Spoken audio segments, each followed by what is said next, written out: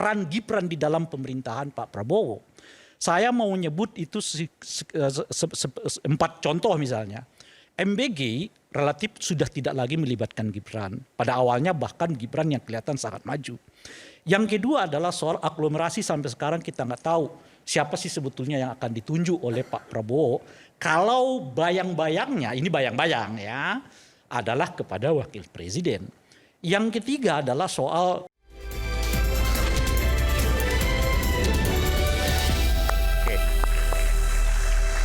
sampai di sesi terakhir di Rakyat Bersuara, saya mohon maaf karena hari ini narasumbernya ada 9, jadi pembagian waktunya agak sulit buat saya sebenarnya, tapi nggak apa-apa. 9. Memang 9, bukan 8 sebenarnya. Oke.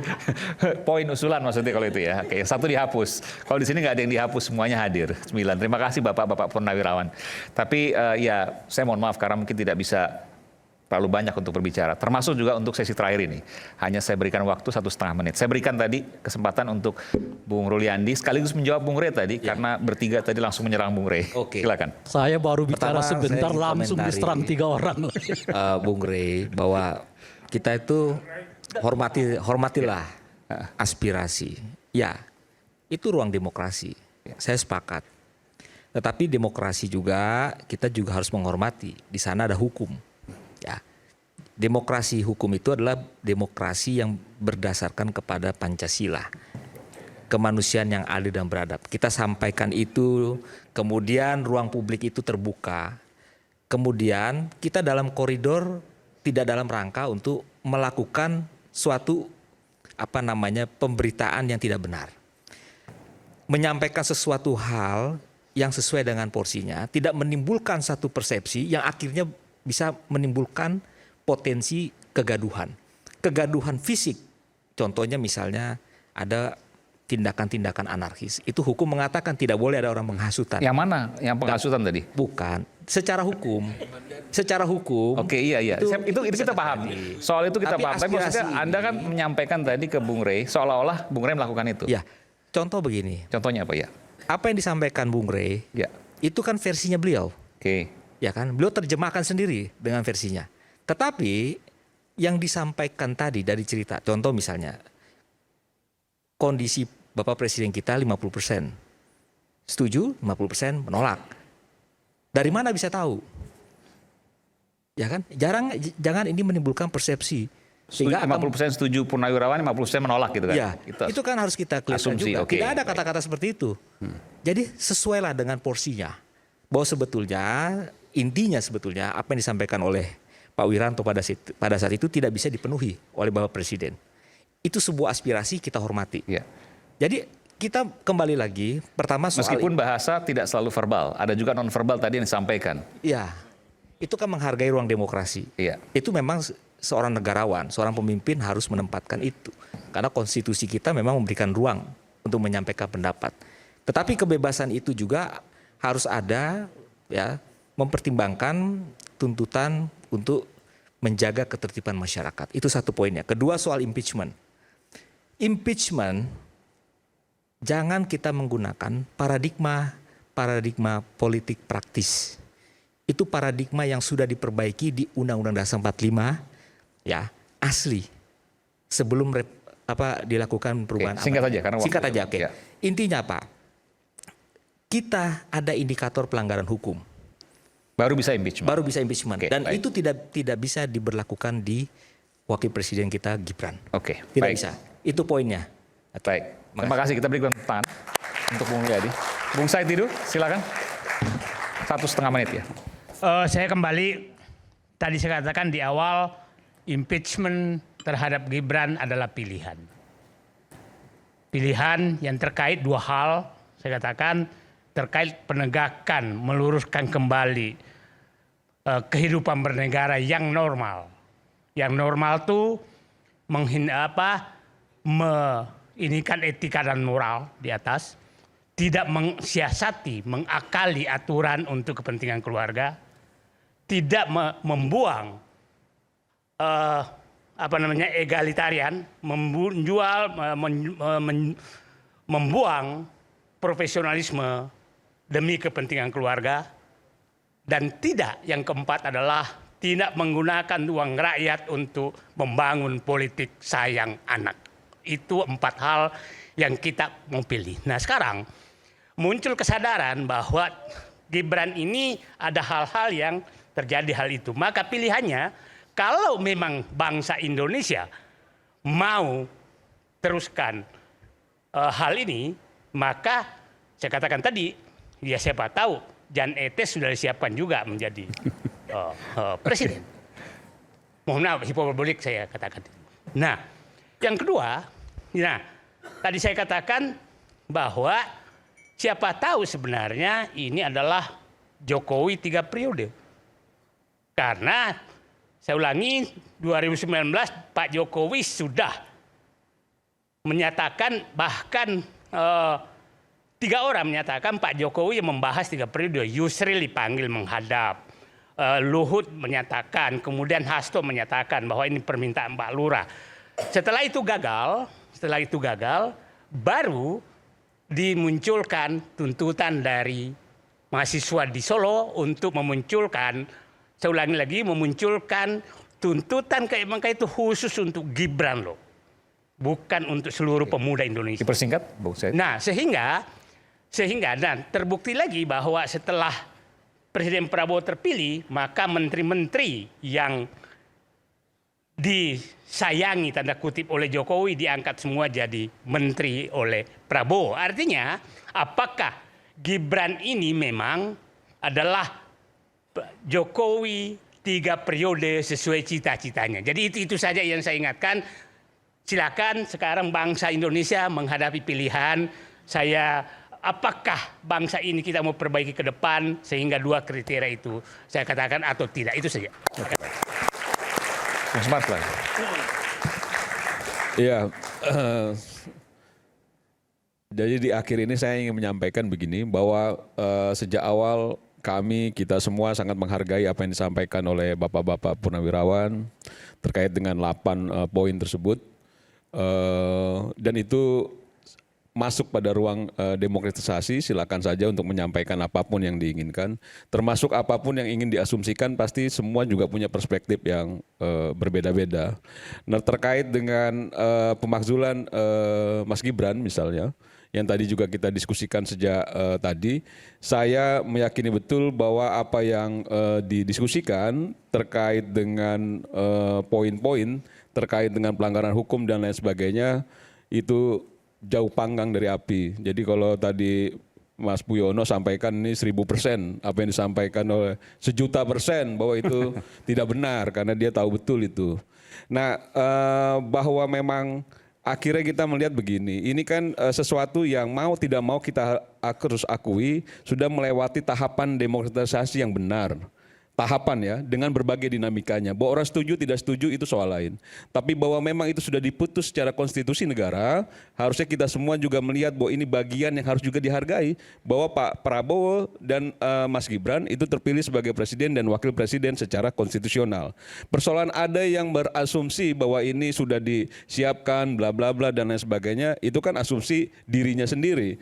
Karena setahu saya, kayaknya Mas Gibran dulu persiapannya juga untuk ke Jawa Tengah atau DKI, bukan ke wakil presiden. Tiba-tiba dia menjadi calon wakil presiden. Dan Pak Prabowo udah sampaikan juga sama Bang Dasko juga sampaikan bahwa memang Pak Prabowo yang minta berkali-kali Gibran untuk menjadi wakil presidennya Pak Prabowo. Dan itu sebenarnya clear soal itu. Nah, jangan juga akhirnya begini. Karena kita akhirnya melihat berasumsi bahwa ini suatu konspirasi secara konstitusional sudah disiasati, akhirnya juga mulai bawa-bawa soal-soal yang seolah-olah bahwa kita ingin mengamputasi kebebasan orang untuk memilih dan dipilih. Nyinggung soal Jan Etes. Kalau misalnya Jan Etes nanti suatu saat nanti memang dia punya kemampuan untuk dipilih dan akhirnya terpilih, kan nggak ada soal juga gitu loh. Bukan berarti juga karena dia cucunya Presiden Jokowi yang dianggap ya bahwa itu tidak baik dalam hal konstitusional, itu lalu kita coba mencederai haknya Jan Etes, kan nggak juga, nggak apa-apa juga gitu loh. Jadi dan banyak juga memang kalau disebutkan tadi bahwa ada bapak sayang anak, banyak juga bapak sayang anak tapi nggak gagal juga, nggak berhasil juga banyak juga Bukan berarti juga nggak ada upaya, kan gitu loh. Jadi kalau misalnya kita lihat bagaimana ada kepak sayap kebinekaan, itu juga sayang anak. Bagaimana SBY coba mendorong AHY, itu juga sayang anak. Jadi persoalan itu jangan juga akhirnya dikait-kaitkan seolah-olah bahwa kesayangan terhadap anak ini menghalalkan segala cara, kan nggak begitu juga. Dan itu sudah diatur secara konstitusional dan saya meyakini betul bahwa ini sesuatu yang bagian dari demokratisasi. Silakan aja untuk menyampaikan, tapi bahwa hukum secara konstitusional juga harus kita hargai. Saya rasa itu. Baik, silakan Bung Rey. Lanjutkan tadi. Oh, yang lain jangan dulu ya. Sebab baru kita ngomong yang lain sudah megang mic juga gitu. Jadi saya lanjutkan yang tadi itu karena terpotong ya kan. Tadi Bung Adi Tetap 1,5 menit tapi ya. ya, Bung Adi menyebut itu mereka yang nyari-nyari kekuasaan gitu. Orang yang nyari kekuasaan tuh di salah satu cirinya tuh sudah menyatakan mundur balik lagi gitu loh, Pak. Itu artinya nyari kekuasaan dong. Nggak tahu saya. Yang jadi pertanyaan saya sampai sekarang ini adalah, saya nggak tahu nanti mungkin Pak Arto bisa menjawab. Apakah para purnawirawan ini melihat aktivitas Pak Jokowi akhir-akhir ini sebagai bagian dari aktivitas politik atau tidak? Itu pertanyaannya tuh.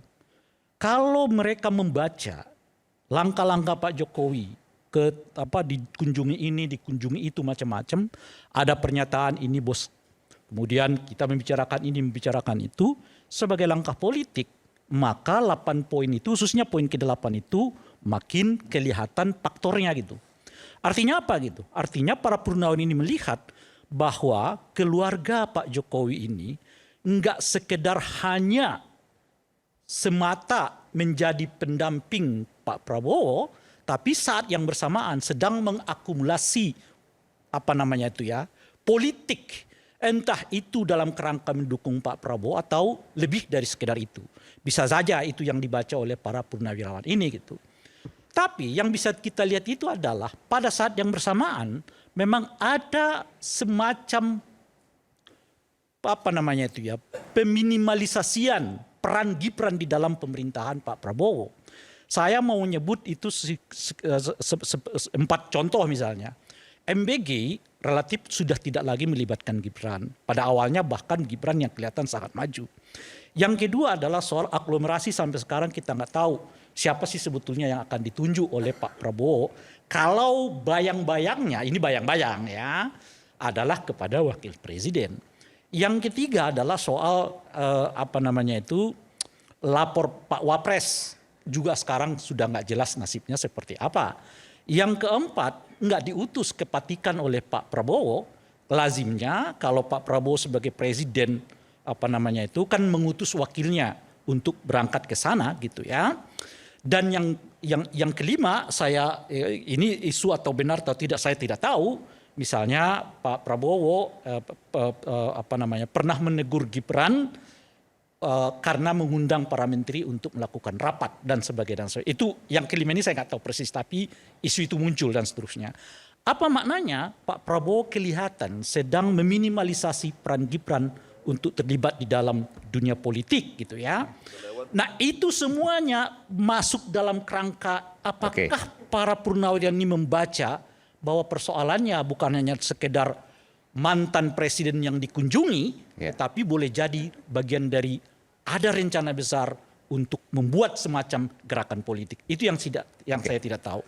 Tapi sebelumnya Singkat saja. Nah, pada ujungnya kemudian gerakan yang disampaikan oleh para purnawirawan ini yang menilai memang adalah rakyat.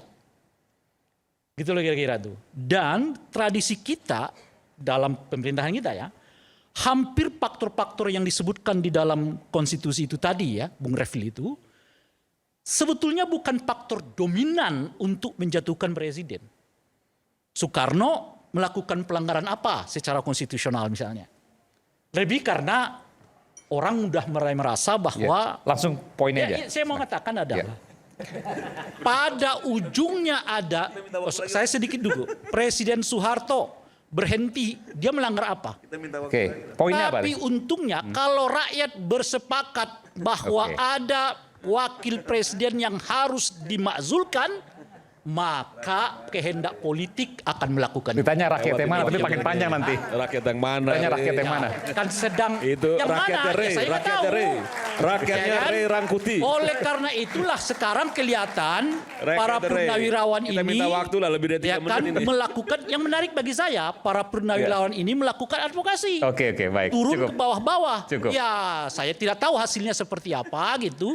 Tetapi Ya. lagi-lagi saya mengatakan rakyat dah yang jadi penentu. Oke, baik. Politisi Pertanyaan dulu. ini hanya ngikutin apa nanti. Baik, terima kasih. Kita berikan tangan. Silakan. Kalau aku sih mau ngomong begini aja. Ini Mudah-mudahan. udah over nih sebenarnya. Mudah-mudahan nih Gibran ini bukan sebagai tokoh Raja Duryudana. Itu aja. Raja? Raja Duryudana. Oke, bisa jelaskan sedikit. Rajanya Astinapura dalam Kisah Mahabharata. Karena nanti Nggak kalau semua itu orang paham bisa ya? memecahkan Bratayuda Oke. buat perang saudara. Ya. Jadi saya anggap Gibran ini adalah mudah-mudahan bukan Duryudana. Kacau nanti Indonesia kalau dia jadi Duryudana. Ya, karena Duryudana itu sama juga menggunakan pamannya untuk ngakalin Pandawa, mengambil tahtanya Ini Astinapura. kok di closingnya beda sekarang? Enggak, ini aku cuman ke sana. Ya, artinya gini. Pernyataan dari Bapak-bapak purnawirawan ini harus benar-benar didengar oleh Prabowo. Oke. Ya. Saya juga tidak ingin Prabowo menjadi tokoh Bisma Putra Gangga yang harus mati oleh Kresna. Ini lebih ngeri dari analisa kita ini. Oh, Nggak perlu. Kresna itu sebelum Oke, cukup. perang Bratayuda itu mau dipenjara sama Duryudana. Kresna meminta beberapa syarat. Ya, nah saya nggak ingin, Semoga ya Gibran itu jadi wapres karena keberaniannya dan karena nyalinya dia sebagai pemuda. Yang memang negara ini kalau mau maju Oke. harus dipimpin oleh Baik. pemuda yang punya nyali, yang berani. Baik, makasih. Lahan Bu Refli. Makin lama, makin malam makin ngeri ini. Ya, ada 5 hal yang saya ingin sampaikan. Satu, ya, dalam masyarakat yang low trust atau post-truth society sekarang ini, banyak orang yang sangat tidak percaya bahwa orang bisa menyampaikan sesuatu tidak dengan motif buruk atau motif sakit hati dan lain sebagainya. Tapi motif benar-benar karena pemikiran rasional. Itu satu. Itu low trust society. Yang kedua, politik itu tidak hanya apa yang Anda lihat, apa yang Anda bisa raba, tapi kadang-kadang simbol itu juga penting. Sebagai contoh misalnya, kita tahu dimanapun kekuasaan itu tidak mungkin mau diduakan. Oke? Karena itu simbol itu kadang-kadang harus dilihat. Sebagai contoh misalnya tadi contoh Hasan Nasbi. Seorang pengamat bilang, ini Hasan Nasbi nggak tahu diri, dia nggak ngerti politik simbol Jawa. Kalau politik simbol Jawa itu nggak mungkin mengatakan tidak, iya saja. Karena itu dia harus tahu, kalau udah mundur, misalnya begitu, simbol. Yang ketiga ya, saya katakan yang namanya impeachment itu adalah substansi dan prosedur. Substansi, saya mengatakan ada banyak substansi, paling tidak 5 saya sebutkan. Tapi apakah prosedur itu akan dilalui oleh DPR? Itu kan sangat bergantung pada konstelasi politik, bukan kita tidak paham itu. Yang keempat, bapak-bapak ini nggak salah. Adresat impeachment terhadap Gibran itu tidak disampaikan kepada Prabowo. Mereka tahu, mereka meminta MPR. Kan memang institusi terakhir MPR. Coba lihat. Yang ke-8 tuh, bukan Prabowo, MPR. Nah terakhir ya yang ingin saya katakan, negara itu tidak akan hancur kalau rakyatnya itu berpendapat dan berbeda pendapat. Tapi negara akan hancur kalau rakyatnya tidak boleh berpendapat. Itu yang ingin saya ingatkan. Terima kasih. Assalamualaikum warahmatullahi wabarakatuh. Silakan, Bu Andi.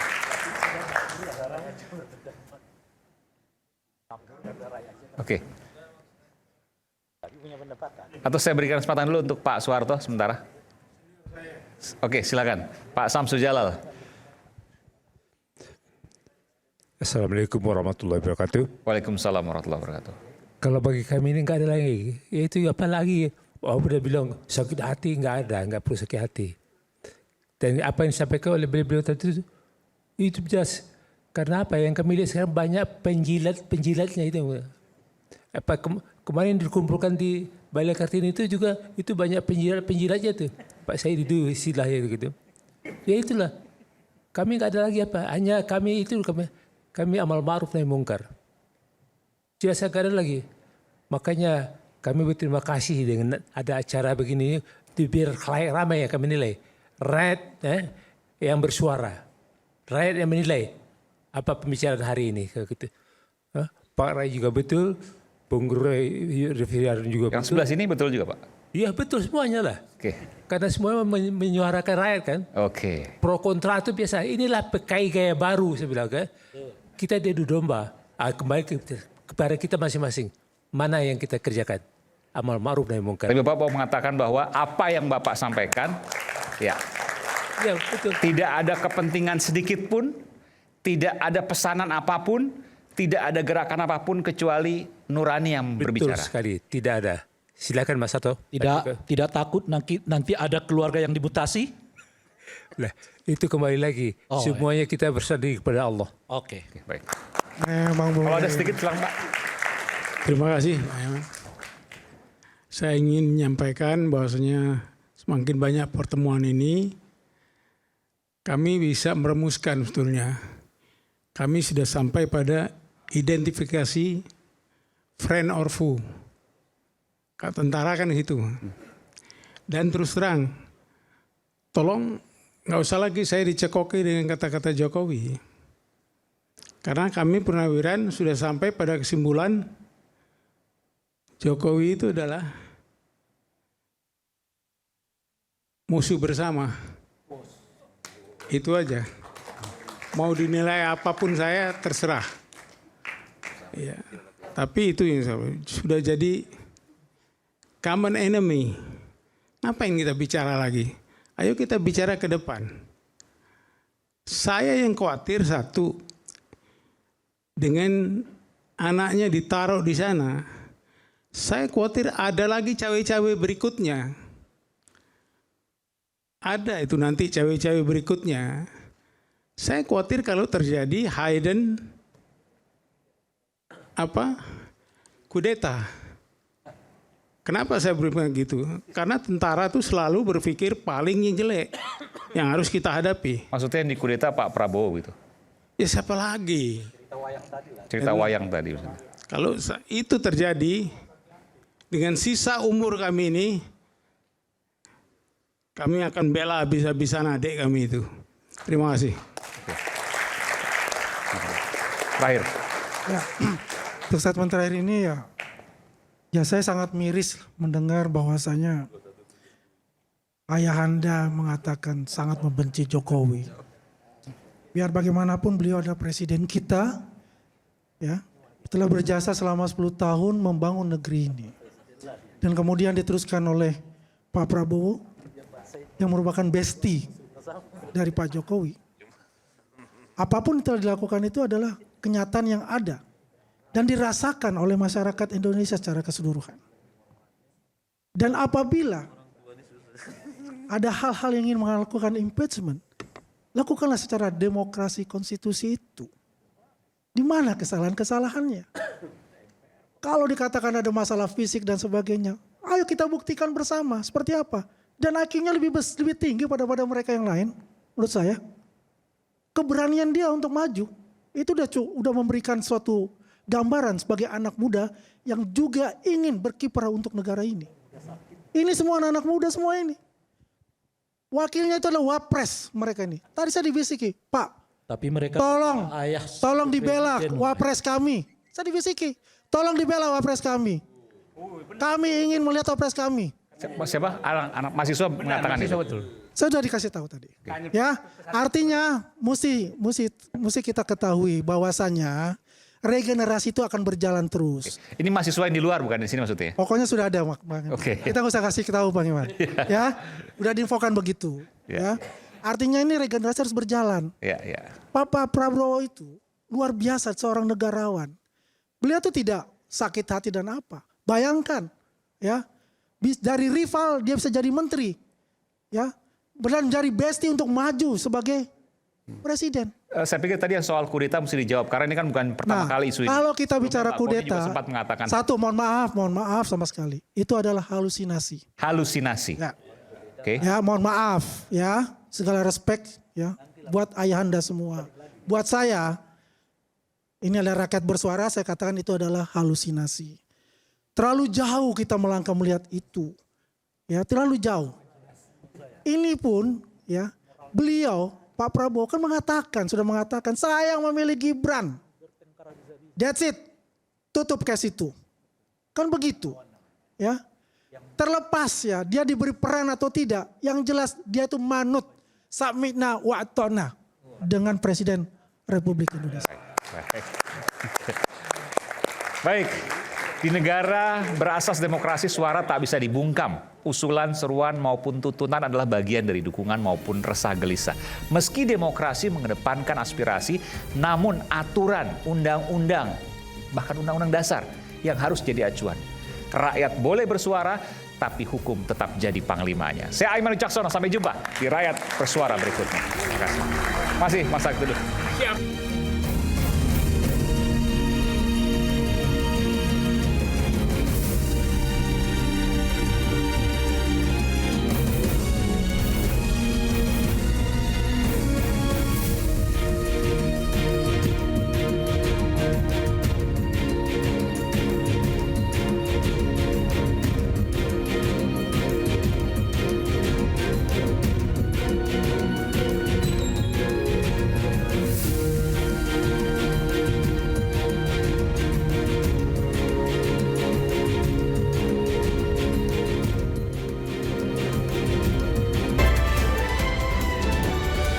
Acara ini dipersembahkan oleh